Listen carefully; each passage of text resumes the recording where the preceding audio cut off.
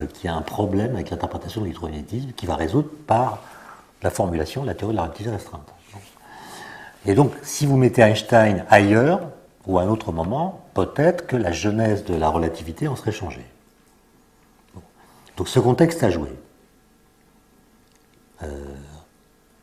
Mais certains sociologues des sciences disent que la relativité n'a jamais pu s'émanciper de ce contexte. Elle n'a jamais pu couper son cordon ombilical. Et ça, je pense que c'est profondément faux.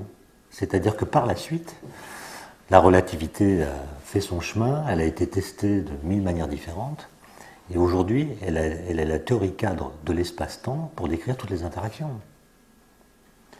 Et d'ailleurs, on la formule aujourd'hui différemment de ce que Einstein avait proposé en 1905. Et donc, je pense que cette théorie a une validité. Je ne dis pas qu'elle est vraie, mais elle a une validité qui s'est émancipée du contexte de son apparition. Et le fait de toujours la raccrocher à son origine me semble être une démarche abusive. D'autre part, si vous dites que toutes les découvertes scientifiques sont des constructions sociales qui ont été amenées parce qu'il était de l'intérêt de la communauté qui les apportait de les faire advenir, alors vous ne pouvez expliquer le fait que des appareils technologiques très sophistiqués fonctionnent que par l'invocation du miracle. Par exemple, vous constatez que les lasers fonctionnent. Bon. Alors vous allez dire, si vous êtes tenant de cette position, que les lasers fonctionnent parce que, par une multitude d'essais et d'erreurs, en bricolant, des gens ont fini par trouver le moyen de fabriquer de la lumière cohérente parce qu'ils voulaient fabriquer de la lumière cohérente. Et puis à la fin, miraculeusement, ça marche. Je pense qu'il est plus économique de considérer que si on a fait des lasers, c'est parce qu'Einstein, Planck et quelques autres ont compris 2-3 bricoles sur les interactions entre la lumière et la matière, et que ces 2-3 bricoles ont permis à des ingénieurs de concevoir des objets capables de produire de la lumière cohérente. Autrement dit, je ne suis pas en train d'affirmer que la physique décrit le réel, mais elle touche quelque chose du réel.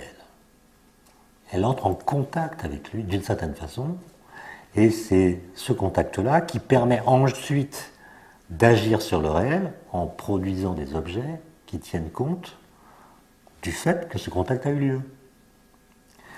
Et donc, ce relativisme, qui a beaucoup de formes, mais la forme la plus radicale, la forme, disons, absolue du relativisme, me paraît très dangereuse parce qu'elle consiste à dire que la sociologie des sciences est mieux placée pour dire la vérité de la science que la science n'est placée pour dire la vérité de la nature. D'accord ? Donc, poussé à la limite, ça donne un raisonnement absurde qui serait la vérité n'existe pas, sauf quand elle sort de la bouche d'un sociologue des sciences qui dit qu'elle n'existe pas. Et je trouve que ce relativisme-là, quand il est trop fort, est une légitimation parfaite de la paresse intellectuelle. C'est-à-dire que vous pouvez juger de ce qu'il en est de la nature à partir de votre seule subjectivité, parfois même à partir de votre seul narcissisme, et ça vous dédouane de l'obligation d'avoir à apprendre 2 ou 3 choses sur la mécanique quantique, la physique des particules ou le boson de Higgs. Autrement dit, cette méconnaissance effective dans laquelle la science est aujourd'hui dans nos sociétés est peut-être le signe de la montée en puissance d'une forme d'individualisme ou de narcissisme. L'autre jour, je faisais un cours à Centrale, c'est une anecdote mais je la trouve marrante, je faisais un cours à Centrale sur la relativité justement. Et je faisais le même calcul d'Einstein au tableau, un calcul de 1905, dans lequel il montre que la durée d'un phénomène dépend de la vitesse de l'observateur par rapport à ce phénomène. Ce qu'on appelle la dilatation des durées. À la fin de la démonstration, un élève demande la parole et me dit, dit à tout le monde, « Monsieur, je ne suis pas d'accord avec Einstein. » Bon. J'étais content, j'avais un élève qui avait un esprit critique, etc. Et je lui demande d'argumenter. Je m'attendais à ce qu'il me parle de Poincaré qui restitue les terres luminifères. Enfin, qu'il argumente, quoi. Qu'il argumente à partir d'arguments qui viennent de la physique. Et le gars nous dit, monsieur, je ne crois pas à la dilatation des durées parce que je ne la sens pas. Autrement dit, ce jeune homme, qui est rentré à la centrale, pensait que son ressenti,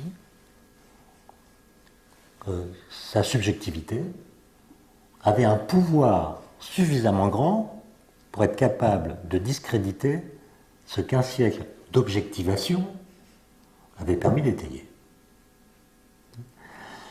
Et vous voyez, c'est ça, là. Si ce que je pense du temps et de l'espace relève seulement de mes propres considérations, pire, de mes seules sensations, pourquoi j'irais me fatiguer à apprendre la théorie de la relativité?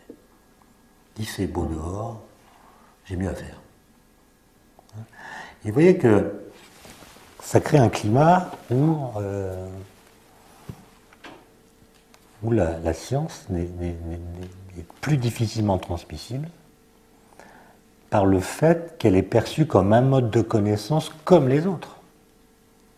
D'où le risque que nous choisissions comme vecteur de nos connaissances celui qui nous mène aux connaissances qui nous font le plus plaisir. On dit qu'on aime la vérité, mais en fait on déclare vrai les idées qu'on aime. Et vous avez bien vu au moment de la controverse sur le changement climatique,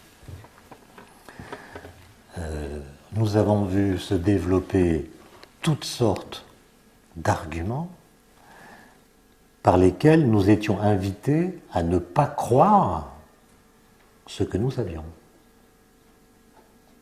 C'est-à-dire à instiller une forme de doute qui nous permet de ne pas croire ce que les scientifiques ont démontré.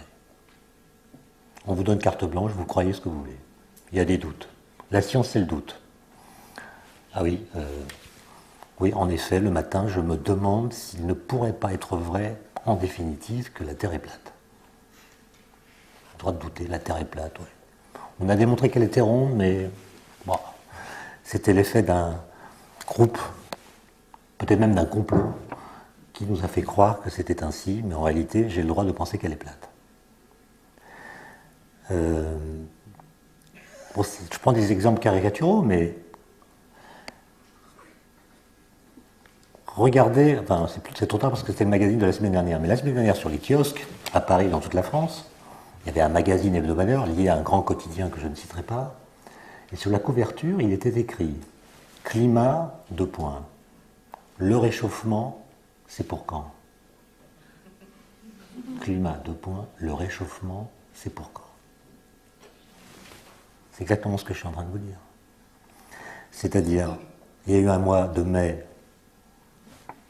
météorologiquement pourri, des températures plus basses que d'habitude, très peu d'ensoleillement, et donc, il fait de plus en plus froid.